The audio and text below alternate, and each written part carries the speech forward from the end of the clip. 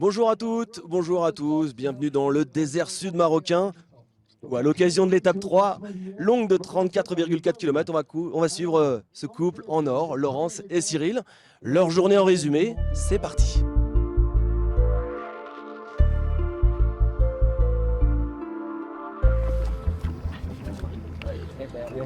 Moi j'ai les céréales pour garder de l'énergie, pour reprendre, parce qu'apparemment elle va être dure aujourd'hui encore. En 2018, j'ai eu un grave accident de la route. À 130 km/h, la voiture elle est partie dans le côté, quoi. On a fait des tunnels dans tous les sens. Et puis les pompiers nous ont dit après, heureusement faites du sport les gars, parce que vous ne ferez pas de sport, vous ne serez plus là.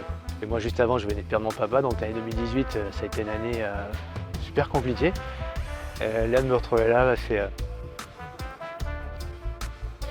tu vois, j'en prends conscience là, quoi.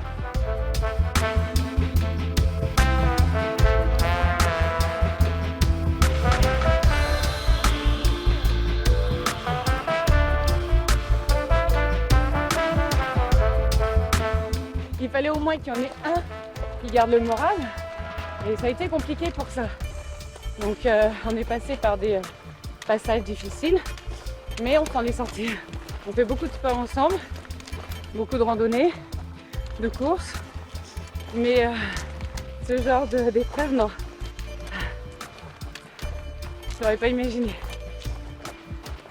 C'est Cyril, mon mental, mon moteur.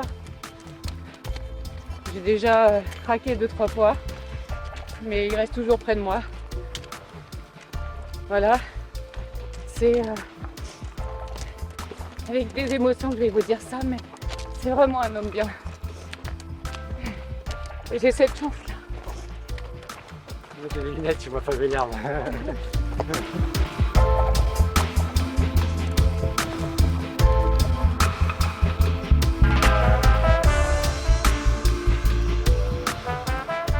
Contente d'être arrivée au CP2. C'est difficile, le sac toujours, les épaules, et puis les ampoules aux pieds, bien entendu. Déjà, on va arriver ce soir et puis on verra bien cette nuit comment ça va se passer. Voilà où j'en suis mentalement et moralement.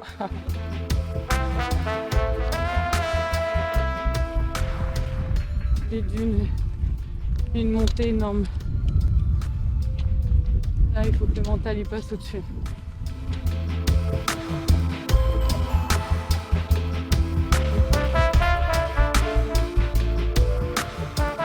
J'arrête là pour aujourd'hui. J'arrête vraiment. Après cette étape, je vais aller dans le monde plus dur.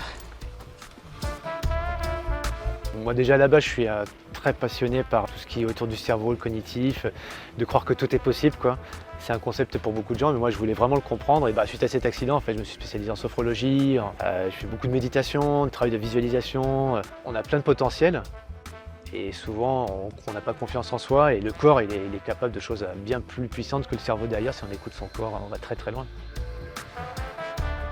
Non, vraiment c'est super dur, j'en ai vraiment chié. Au bout du 8e kilomètre, j'ai encore pleuré, parce que hier j'ai pleuré quand même assez régulièrement, en disant mais c'est pas possible, je fais une tortue au CP2. Quand en fait il y a eu l'espèce de ligne droite, et on s'est dit ah ça va être derrière. Et en fait dès qu'on s'est retrouvé derrière, c'était encore derrière une dune. Et là j'ai dit au CP2, je m'arrête. En même temps, quand elle dit j'abandonne et qu'elle le répète plusieurs fois, tu commences à y croire. Et t'as beau être préparateur mental.